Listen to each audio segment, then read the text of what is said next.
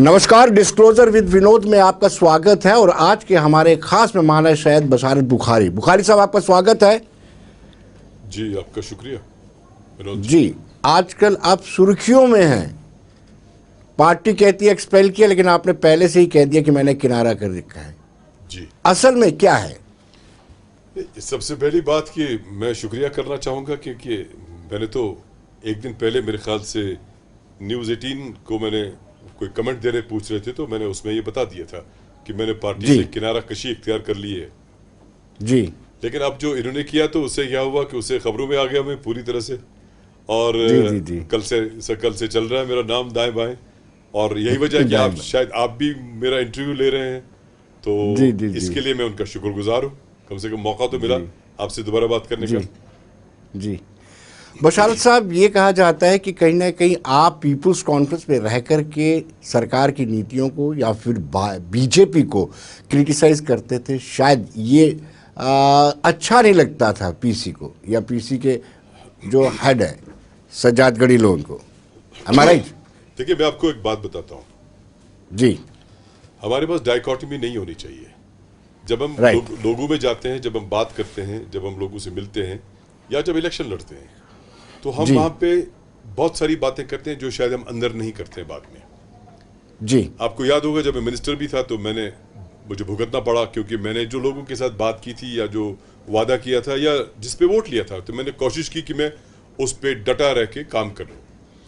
तो इसीलिए इधर भी देखिए ना, अगर मैं बीजेपी के खिलाफ बोलता हूँ तो मेरा हक है बोलने का, भाई साहब। तो क्या बोलूं मैं? क्या मैं बोलूं कि बीजेपी ने 370 खत्म करके या उसको डाइल्यूट करके अच्छा किया? मैं तो नहीं बोलूंगा। क्या मैं ये कहूंगा कि 35A को उन्होंने खत्म कर दिया, अच्छा किया? नहीं, मैं तो बिल्कुल नहीं कहूंगा अच्छा किया, बुरा किया हमारे साथ। क्या मैं ये कहूंगा कि उन्होंने हमारा झंडा और हमारा आईन हमसे छीन लिया? क्या मैं कहूंगा अच्छा किया? नहीं, बिल्कुल नहीं अच्छा किया। उन्होंने बहुत बुरा किया हमारे साथ। बुरा इसलिए भी किया कि जब इलाक हुआ था, जो चीजें उसमें शामिल थी, जो स्टेटस हमें मिला था, वो यकतरफा उन्होंने खत्म कर लिया। तो अब अगर मैं ये नहीं कहूंगा कि उन्होंने बुरा किया, तो मुझे क्या कहना है?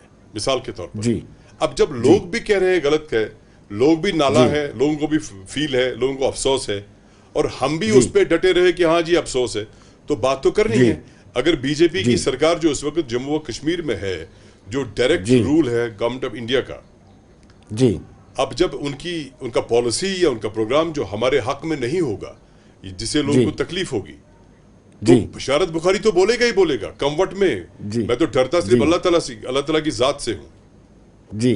तो मुझे इस बात से कोई रोक नहीं सकता है सिवाय अल्लाह ताला के कि मैं हक बात ना करूं, क्योंकि मुझे अल्लाह ताला के पास भी सबको जवाब देना है, आपको भी देना है, मुझे भी देना है, और लोगों के पास भी जवाब देना है। वो जवाब तो उधर देना है, ये जवाब इधर ही देना है जी। मुझे खुशी इस बात की है कि मैं आपके सामने की बात है कि पिछले 2.25 साल से मैं लगातार कॉन्टिन्यूसली डिस्कोर्स बनाए रखा। मैंने लोगों की बात की, मैंने इश्यूज पे बात की, मैंने इश्यूज उभारे मैंने, और सरकार के खिलाफ बोला। उसको कहते हैं ना, वो फिल्मी स्टाइल में छाती ठोक के बोला। सरकार के खिलाफ बोला मैंने, क्योंकि फर्ज है हमारा, क्योंकि आज तक हम लोगों ने हमको बड़े बड़े कुर्सियों पे बिठा दिया। अब कोई नहीं है, आपकी पॉपुलर गवर्नमेंट नहीं है, आपकी सरकार नहीं है, आपकी चुनिंदा नुमाइंदे नहीं है। तो आज ज्यादा फर्ज है हम पे कि हम लोगों के सोच और उनका जो हम पे एतबार है उस हिसाब से बात करें। तो मुझे इस बात की खुशी है कि मैं बीजेपी की सरकार के खिलाफ बोलता हूं और बोलता रहूंगा, क्योंकि जब गलत कोई करेगा तो बोलना तो हक बनता है। हम जब असेंबली में अपोजिशन में थे तब भी तो हम जबरदस्त बोलते थे असेंबली में। बिल्कुल। ठीक है ना? तो अगर आप कह रहे हैं अगर ये कोई वजह है, तो मुझे गम नहीं है, मुझे अफसोस नहीं है, मुझे खुशी इस बात की है कि मैं हक से बात करता हूं, हक से आज तक बोला है, और इंशाअल्लाह अल्लाह ताला के फजल करम से आगे भी हक से बोलता रहूंगा। बशारत साहब, कुछ रोज पहले एक टर्म आपने इस्तेमाल किया था, सियासी इख्वानी। किसने? क्या है वो? किसने? आपने। सियासी इख्वानी नहीं, मैंने नहीं। यानी आप पे टैग लगता है कि आप बीजेपी की वो महबूबा जी ने किसी और के लिखा था जी। आप पे टैग लगता है कि कहीं ना कहीं आप बीजेपी की A-B टीम थी, आज उससे मुक्त हो गए आप, लगता है टैग। और आपने पब्लिक में जाके एसेस भी किया होगा, उसका नुकसान भी उठाना पड़ता है। देखिए, सबसे बड़ी बात यह है कि मुझे कभी कभी इंसान जब सोचता है फिर कहता है कि मैं क्या कर रहा हूं और क्यों कर रहा हूं। राइट। इंसाफ की बात यह होनी चाहिए कि मुझे, जैसे मैं जम्मू व कश्मीर बैठा हूं या मैं कश्मीर का एक बाशिंदा हूं या जी जम्मू व कश्मीर जो अर्ज है उसका बाशिंदा हूं मैं, जितने जी भी यहाँ पे लोग हैं बिला लिहाज मजहब मिलत, अब जब हम किसी, देखिए जब मैं सियासत में आ गया, इट इज ए सो जी मोटो प्रोसेस। मेरे घर कोई नहीं आया कहने के लिए, चलिए अलग बात है मेरे गांव में लोगों ने मुझसे कहा आप कर लो, बट बाकी लोग मेरे घर तो नहीं आए ना ये कहने के लिए कि आप नौकरी छोड़ के आ जाओ ना। जी ये अपने जी अंदर की एक कसक थी, ललक थी, एक सोच थी, जी एक इरादा था, जी एक शौक था जी कि हम मैदानी कारजार में जाके लोगों की खिदमत करेंगे। जी ठीक है ना। जब आप जी ये चीज खुद करते हैं, आपको कोई घर नहीं आता, तो इसका मतलब आप पे बहुत सारी जिम्मेदारियां आए थे, क्योंकि आप लोगों जी को अपने साथ जोड़कर उनको एक उम्मीद की किरण बताते हैं कि मैं आपके लिए उम्मीद की किरण हूं, आप मेरे जी साथ चलिए। जी अगर जमीन पे किसी भी तरह से उस एतबार को ठेस पहुंचती है, यस आपको ठीक करना पड़ेगा, उसको ठीक करना चाहिए, बिल्कुल जी ठीक करना चाहिए। जैसे आप कह रहे हैं कि जी मुझ पे इल्जाम है कि मैं बीजेपी के खिलाफ बोलता हूं या बीजेपी की पॉलिसी के खिलाफ बोलता हूं। अगर मैं बीजेपी जी की पॉलिसी के खिलाफ नहीं बोलूंगा, जो यहाँ पे जी पूरे मुल्क में जिनका राज चलता है, तो क्या मैं चीन के सदर के खिलाफ बोलूंगा? क्या मैं जो जो जी जी जी क्या जो बाइडेन के खिलाफ बोलूंगा? किसके खिलाफ बोलूंगा? मैं जी जी बोलना तो इन्हीं के खिलाफ है जो काम करते हैं, जो सरबराही करते हैं, या जिन्होंने हमारे साथ ज्यादती कर ली। अब ये कहना भी अगर बुरा है तो जनाब हम बुरा करते हैं और बुरा करते रहेंगे। बुरा। जी बशारत साहब, डर नहीं लगता है? विपक्ष ये आरोप लगाता है कि सभी एजेंसीज का सरकार इस्तेमाल करती है, जो सरकार के खिलाफ बोलता है, सरकार के अगेंस्ट जाता है, उसके खिलाफ कोई ना कोई कार्रवाई हो जाती है। ईडी भी है। देखिए, हम इस वक्त जो फोन कर रहे हैं, जो आपका फोन चल रहा है, ये इंटरनेट पे चल रहा है, ठीक है। जी जी ये इंटरनेट कनेक्शन है, लेकिन एक राइट इंटरनेट कनेक्शन किसने शुरू किया? ये इंटरनेट जी कनेक्शन हमने दरियाफ्त किया, ईजाद रब्बुल आला ने किया। जी ये सिस्टम में है, निजाम में है, माहौल में है, जी हमने इसका इस्तेमाल कर जी लिया। तो एक जी अल्लाह ताला का जो अपना इंटरनेट कनेक्शन है, वो अल्लाह ताला की जात और मेरा आपका सबका दिल है। जी परवरदिगार नियत को देखता है। जी जब नियत आपकी साफ हो, परवरदिगार देख रहा हो, तो डर किस बात का भाई साहब? बिल्कुल बिल्कुल है ठीक ना? कहा आपने बशारत साहब। है ना? बिल्कुल ठीक कहा आपने बशारत साहब। एक चीज़ है, अब बीजेपी के खिलाफ बोलने वाली दो ही सियासी जमातें हैं, एक नेशनल कॉन्फ्रेंस और एक पीपल्स डेमोक्रेटिक पार्टी। बशारत साहब किस ओर इंडिकेट कर रहे हैं, किसके साथ जाएंगे या फिर अपनी पार्टी बनाएंगे? अभी कुछ नहीं जनाब। अभी बेसिकली जब आप किसी पार्टी में होते हैं तो आपको बहुत सारी जिम्मेदारियां होती हैं। आपके सामने की बात है, आपसे कितनी बार इंटरव्यू आपने मेरा लिया या बाकी लोगों ने लिया, तो इंसान जी सोचता रहता है, बिजी रहता है। ये चीज़ तो जी छोड़ूंगा नहीं मैं कि लोगों का रिप्रेजेंट ना करूं मैं, ये मेरा फ़र्ज़ है, फ़र्ज़ अवलीन है मेरा। ये तो करते जी रहेंगे हम, लेकिन फ़िलहाल जी मैं रिलैक्स करूंगा। और जो हमारी कॉन्स्टिट्यूंसी है, वहाँ पे मेल जोल और बढ़ाना है, क्योंकि अभी बहुत बिजी रहता था मैं। घरेलू मामलात के साथ जी भी इंसान बिजी रहता है, बाकी मामलात होते हैं। इक़्तिदार तो है जी नहीं, लोगों की जी परेशानियां हैं, मुश्किलात हैं। अब फ़ोन जी आते हैं, किसी को डीसी ऑफिस जाना है, किसी को बीडीओ साहब से मिलना है, किसी को तहसीलदार साहब से मिलना है, किसी को एडब्ल्यू साहब से मिलना है। ये तो हम छोड़ नहीं सकते, और लोगों को हम पे उम्मीद है। और लेकिन मैं आज के इस आपके चैनल के ज़रिए उन तमाम अफसरों का भी शुक्रिया अदा करूँगा जो हमारा जी फ़ोन उठाते हैं, हमारी बात सुनते हैं। अब ये ज़रूरी हरगिज़ नहीं है कि वो हर बात कर सकते हैं, कई बात जेन्युइन भी नहीं होती है, लेकिन एक चीज़ जी इंपॉर्टेंट है कि वो फ़ोन उठाते हैं, बात सुनते हैं। और अल्लाह ताला उन सबको सलामत रखे। ये सिलसिला तो जारी रहेगा। और फिलहाल मैं जी करीब रहूँगा अपने जो हमारी कॉन्स्टिट्यूंसी है वागूरा क्रीरी, वहाँ के लोगों के साथ। बाद में देखते हैं, हनूज दिल्ली दूरस्त, अभी पता नहीं इलेक्शन भी कब होंगे, लेकिन फिलहाल उनके साथ हम ताना बाना बनाए जी रखेंगे और उनके साथ बैठेंगे, बातचीत करेंगे, गप जी लगाएंगे। जी बशारत साहब, आप जम्मू कश्मीर का एक एसेट है राजनीति के हिसाब से देखा जाए। आपकी खामोशी, शांति कहीं ना कहीं नुकसान पहुंचा सकती है। तो मुझे लगता है कि आपने जल्द ही कोई फैसला लेना चाहिए, जिस भी जमात में जाना है या फिर अपनी जमात खड़ी करनी है। ये ज़रूरत है, नीड ऑफ द आवर्स। अभी आपको मैं दिल की बात बता दूं, कुछ भी नहीं सोचा मैंने। हालांकि बुरा लगता है कहना, लेकिन फ़ोन तो आते रहते हैं, कॉल्स आती रहती हैं, लेकिन मैंने कुछ जी नहीं सोचा। बिकॉज अभी भी जाके हम बैठेंगे, जो हमारे साथी हैं वहाँ पे उनसे बात करेंगे, फिर अभी बहुत सारे गांव में जाना भी है, वहाँ भी जाएंगे, देखते हैं वहाँ ज़मीन से भी क्या आता है। ज़मीन की जो हक़ाइक़ हैं, क्योंकि मुझे आज अजीब लगा कल से कि बहुत सारे लोग जो मेरे साथ चलते भी हैं, उन्होंने कल से मुझे ऐसी बातें कही कि अभी आज तक कभी कही नहीं। जब मैंने पूछा कि आपने क्यों नहीं कहा जनाब हमारी हिम्मत नहीं पड़ती थी कहने की, आज कह रहे हैं। तो इसलिए बहुत सारी ज़मीनी हक़ाइक़ का पता चलना बाकी है अभी। अब जाएंगे and I wish good luck to all. और मैं इस पार्टी का भी शुक्रगुजार हूँ, पीपल्स कॉन्फ्रेंस का भी। ताल्लुकदारी होती है, मोहब्बत है, खुलूस है, इखलास है, तो सियासत अलग है। वो अलग बात है कि सियासी तौर पे इख्तलाफ हो या आपके जहन की बराबरी नहीं हो सकती है, आपकी सोच की बराबरी नहीं हो सकती है। बहरहाल उनकी सोच बड़ी है पार्टी की, लेकिन जो जो जो रहे हम वहाँ पे मिलजुल के रहे, बड़ा अच्छा था। इवन मैं आपको बता दूं कि जब ये कॉन्स्टिट्यूंसी हो गई, ये जो जब हमारी कॉन्स्टिट्यूंसी संग्रामा खत्म होगी, हम टंगमर्ग के साथ चले गए, तो there was a challenge for all of us कि हमारी जो अपनी आइडेंटिटी है वागूरा और क्रीरी की, वो बरकरार रहनी चाहिए। तो उसमें हमने बड़ी मेहनत की और पार्टी ने भी बड़ा सपोर्ट किया उसमें, इसमें कोई शक नहीं, मैं उनका शुक्रगुजार हूँ। तो लेकिन ज़रूरी नहीं है कि आपकी सोच की राह एक हो या आप इकट्ठे सोच से चलें, ये ज़रूरी नहीं है। इवन मैंने कल भी किसी को कह दिया, मैंने कहा जब एक लड़के और लड़की की शादी हो जाती है, निकाह पढ़े जाते हैं या आपके यहाँ फेरे होते हैं, उसके बाद बच्चे भी हो जाते हैं, लेकिन अचानक 5 साल के बाद 6 साल के बाद बच्चे होने के बावजूद रिश्ता कट जाता है। वो शायद, हालांकि तलाक सबसे नापसंदीदा अमल है सबसे, लेकिन एक रास्ता है।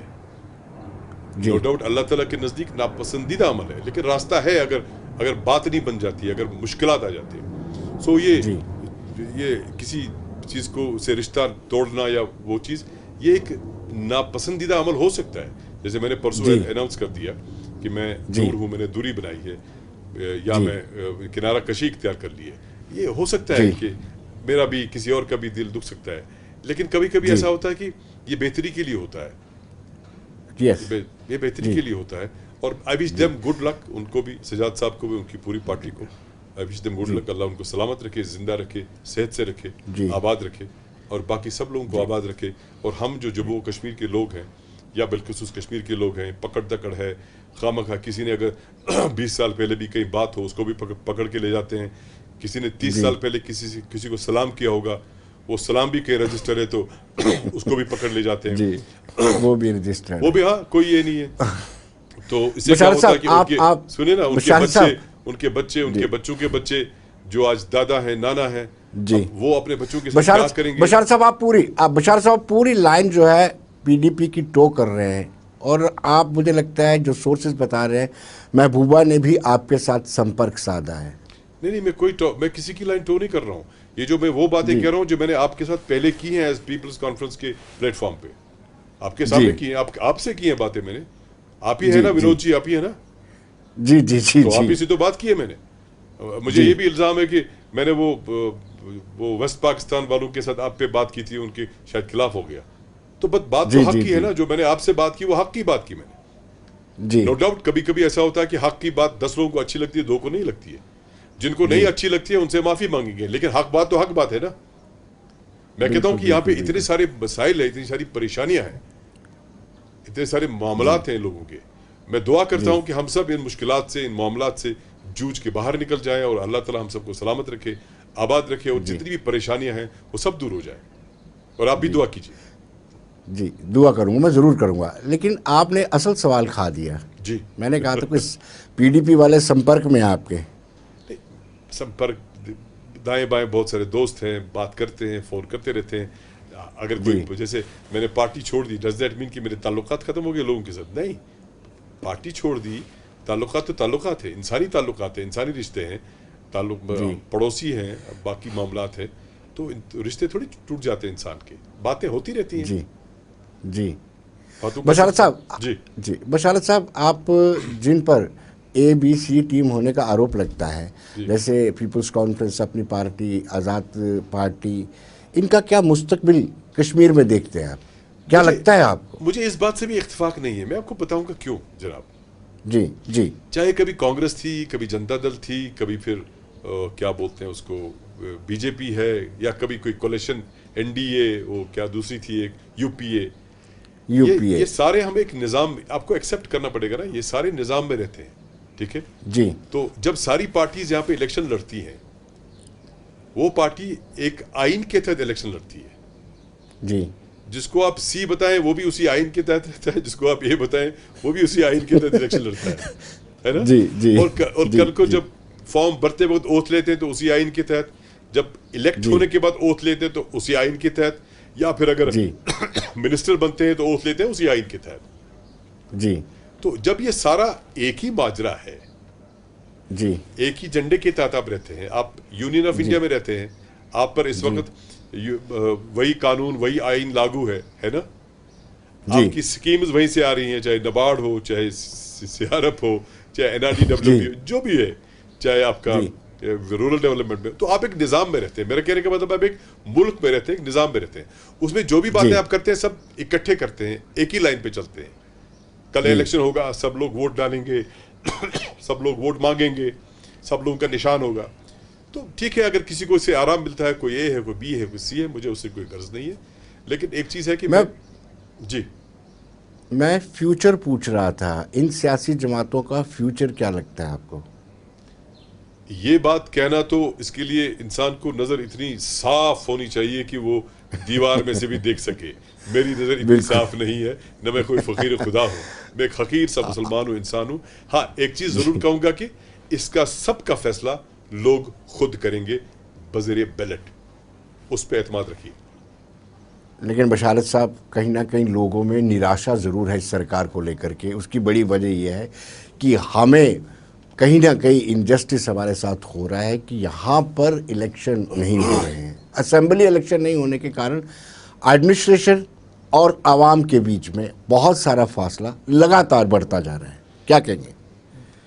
मैंने ये बात आपसे पहले भी एक इंटरव्यू में कही, आज फिर कहूँगा। इसका कोई लॉजिक ही नहीं है, न कोई तुक है कि आप पंचायत पोल करते हैं, आप डीडीसी का इलेक्शन करते हैं, आप लोकल बॉडीज का इलेक्शन करते हैं, या आप कल को आपने पार्लियामेंट इलेक्शन किया 2019 में, लेकिन असेंबली नहीं किया कि हालात ठीक नहीं है, मिसाल के तौर पर।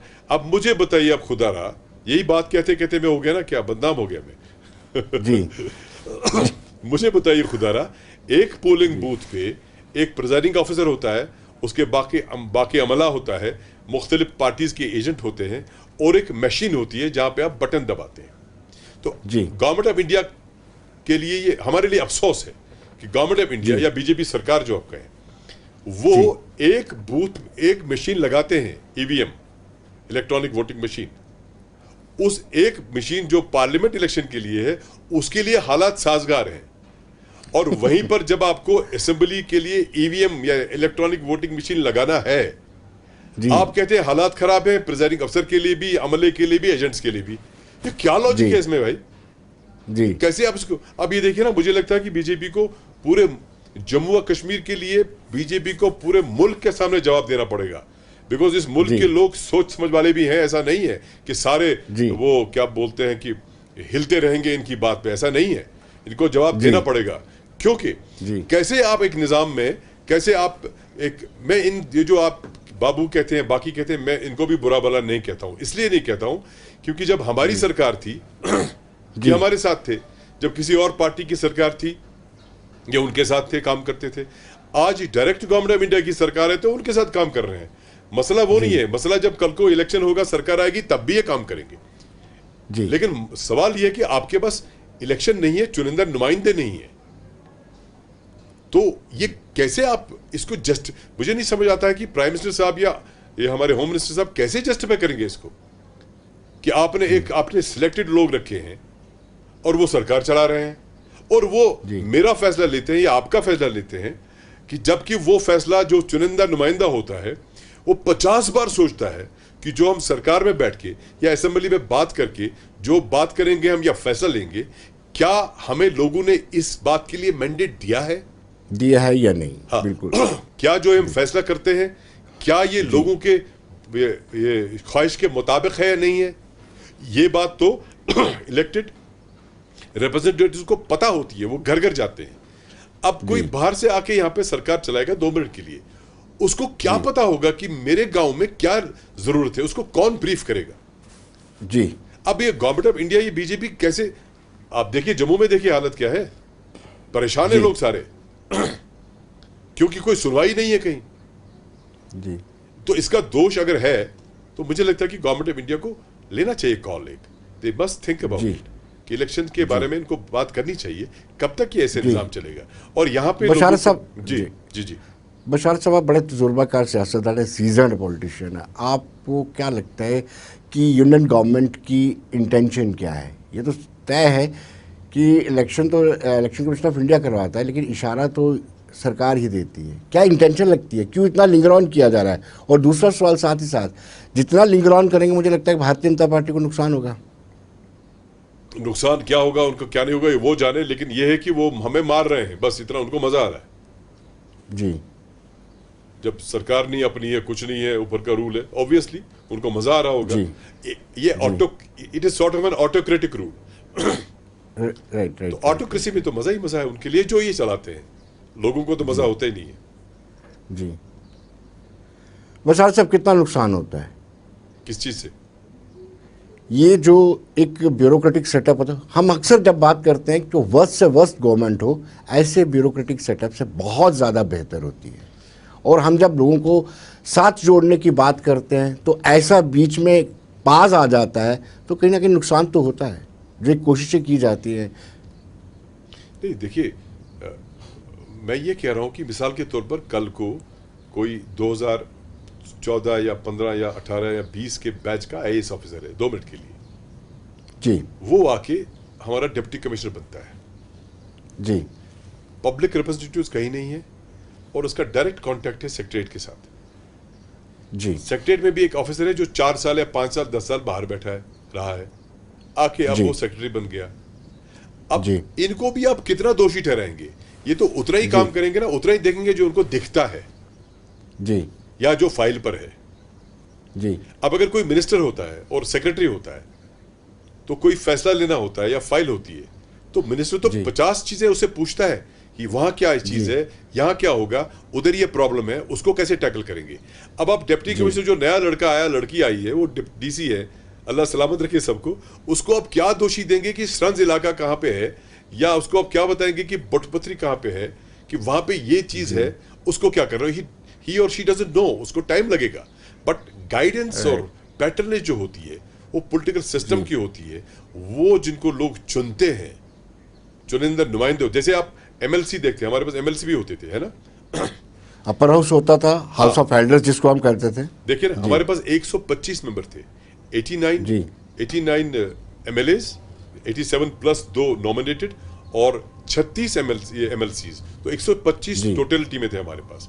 अब ये सारे 125 एमएलए एमएलसीज 125 जगहों पे एक साथ रहते थे। जी कितने लोग गिलते थे दिन से, कितने फोन कॉल्स करते थे ये, कितना लोगों के मसाइल को जूझते थे ये, फिर उनको इजाला करने की कोशिश करते थे। अब यहाँ पे एक गवर्नर साहब हैं, अगर वो रोज भी मिलेंगे, कितने लोगों से मिलेंगे? बिल्कुल पॉसिबल तो है नहीं। जी। सो इसलिए ये कहाँ जाएंगे, क्या करेंगे? मुझे लगता है कि ये जो हमें तकलीफ है उनको मजा आ रहा है मेरे हिसाब से। जी जी बशारत साहब, कल ही डॉक्टर फारूक अब्दुल्ला ने स्टेटमेंट दी कि कहीं ना कहीं देश भर में एक दूसरे के प्रति दुश्मनी, यानी मुस्लिम हिंदू के प्रति दुश्मनी पैदा होती जा रही, पोलराइजेशन का माहौल बना हुआ है। और श्री अमरनाथ यात्रा एक सेकुलरिज्म का प्रतीक है। आप कैसे देखते हैं इसको? देखिए, सबसे बड़ी बात है कि मैं मुसलमान हूं और मैं तमाम मज़ाहिब की रिस्पेक्ट करता हूं, ठीक है जी। अब आप इसको सेकुलर जोड़ दें, क्या जोड़ दें, मुझे नहीं मालूम। मुझे ये मालूम है कि everything should be in practicality. जी जो बाहर मुल्क में मुसलमानों को तकलीफ है या जो यहाँ पे जी। तकलीफ है, देयर इज ए प्रॉब्लम। आप इसे पीछा नहीं छुड़ा सकते। मुसलमानों को तकलीफ है, इसमें कोई शक नहीं है। जी लेकिन मुझे लगता है कि हम सब मुसलमानों को इन ए वे अल्लाह की ज़ात पे भरोसा रखना चाहिए जी और अपने आप का जो व्यवहार है या अपनी नीयत है या अपना काम है वो ठीक तरह से करना चाहिए। इंशाल्लाह अल्लाह ताला मालिक है, वो हमें कामयाबी देगा। और जो हमारे मुखालिफ हैं, मुझे लगता है कि उनके दिल में भी अल्लाह ताला उस हिसाब की बात डालेगा कि वो भी इस मुल्क को इस फ़िरक़ा परस्ती से और ये जो मुसलमानों के ख़िलाफ़ है या कहीं कुछ है उससे दूर करेगा, ताकि सब लोग आगे बढ़ेंगे और लियाकत से आगे बढ़ेंगे, उसलूब से आगे बढ़ेंगे, कामयाबी से आगे बढ़ेंगे और ये बाकी ये सेकुलरिज्म मुझे नहीं पता सेकुलरिज्म क्या है। मुझे लगता है कि जहाँ जिस जिस जिस ऐवान या इस्लाम के ऐवान में मैं बैठा हूँ, तो मुझे नहीं लगता कि रसूलुल्लाह सल्लल्लाहु अलैहि वसल्लम से ज़्यादा सेकुलर कोई थे। वो एक हुक्म है हमें कि जो घर का अच्छा है, खाता पीता है, अगर वो तब तक शाम को खाना ना खाए जी, जब तक वो ये ना देखे कि उसका भूखा पड़ोसी, गरीब पड़ोसी के घर में कुछ पका है, उसने खाया कि नहीं खाया। जी, वहां विनोद जी पड़ोसी लिखा है, वहां ये नहीं लिखा कि मुसलमान पड़ोसी मुसलमान होना चाहिए। मुसलमान हिंदू है, हाँ ये से ये नहीं है। तो मुझे बताइए, मेरे आका इनामदार रसूलुल्लाह सल्लल्लाहु अलैहि वसल्लम से बढ़कर कौन सेक्युलर है? बिल्कुल बिल्कुल। बशारत साहब, आपने अपनी बातचीत में ये हिंट दिया, एक बात कही कि बीजेपी वाले अब सबको अपने इशारों पे नहीं नचा सकते। यानी आपको लगता है कि जो कर्नाटका के रिजल्ट आए हैं उसके बाद जो विपक्ष यूनाइट हो रहा है, लोकसभा के चुनाव में ये कहीं ना कहीं नुकसान पहुंचा सकता है जो इस वक्त की सरकार की नीतियां हैं? मुझे वो परेशानी नहीं है बीजेपी हारेगी क्या करेगी। सवाल ये कि जितने भी आपके विपक्ष जो आप कहते हैं अपोजिशन पार्टीज हैं, जी, मुझे बताएं उन्होंने हमारे साथ क्या अच्छा किया। Tell me, please tell me. जी, किसने जी, पार्लियामेंट में ये बताया कि आप दफा 370 को डाइल्यूट करके या बाकी चीजों को खत्म करके गलत कर रहे हैं? सबों ने तो सपोर्ट कर दिया। हमारे केजरीवाल साहब हैं, अपनी क्या पार्टी है, आप पार्टी के, जी, वो दिल्ली की सरकार से जो गवर्नमेंट ऑफ इंडिया है या सेंट्रल गवर्नमेंट है उसके साथ रोज लड़ते हैं कि उनको काम करने दो, तंग मत करो और उनको पूरा यूटी बना के, यूटी से निकाल के स्टेट बना दो। जी, मुतालबा करते हैं ना रोज। राइट राइट, बिल्कुल करते हैं। उन्होंने हमारे खिलाफ वोट दिया हमें यूटी बनाने के लिए। अब बताइए जी, कांग्रेस ने कौन सा अच्छा किया हमारे साथ आज तक? तो मेरे लिए, हमारे लिए ये अपोजिशन पार्टी हो कोई हो, सब एक बराबर है। हम जम्मू कश्मीर के लोग तो परेशान हाल हैं, हमें मुसीबत है। अब हम ये देखने जा रहे हैं कि दिल्ली में क्या होगा। क्या यार क्या है इसमें? कहते हैं वो, इसमें कश्मीरी में मुहावरा है, मैं बता दूं आपको कि दे दिन लचकत सितारस खिलाफ। दैट इज कि एक गरीब घर में जहां बुजुर्ग माँ है, इतनी गुर्बत है कि उसके सर के लिए दुपट्टा लाना मुश्किल हो रहा है जी, लेकिन घर का बड़ा जो है वो सितार बजाने का शौकीन है, उसके पास सितार है। अच्छा, वो ये सोचता है कि मैं पैसे कहां से लाऊं ताकि मैं इस सितार के गिलाफ के कवर बना दूं इसके लिए। जी, अरे इतना आपके पास इतनी गुर्बत है, इतनी परेशानी है कि माँ के सर पे दुपट्टा नहीं है, पैसा ही नहीं है उसके लिए। आप अपने इंस्ट्रूमेंट, म्यूजिकल इंस्ट्रूमेंट के लिए कवर ढूंढने जा रहे हैं, गिलाफ कवर ढूंढ रहे हैं। ये तो वैसी बात है ना। जम्मू और कश्मीर बिल्कुल के लोग परेशान हाल है और हमारे लीडर दिल्ली की सोच रहे हैं, कर्नाटक में क्या होगा, गुजरात में क्या होगा, हिमाचल में क्या होगा, आपके हरियाणा में क्या होगा। क्या यार, अपना कुछ करो यार। ठीक ठीक। बशारत साहब, बहुत बहुत शुक्रिया। समय इजाज़त नहीं दे रहा है, अदरवाइज बात करने का मज़ा बड़ा आ रहा था, लेकिन समय इजाज़त नहीं दे रहा है। बहुत बहुत शुक्रिया आपका बहुत शुक्रिया। Thank you very much Vinod ji. दर्शकों, बने रहिए देश दुनिया की खबरों के लिए और मुझे दीजिए इजाज़त। नमस्कार।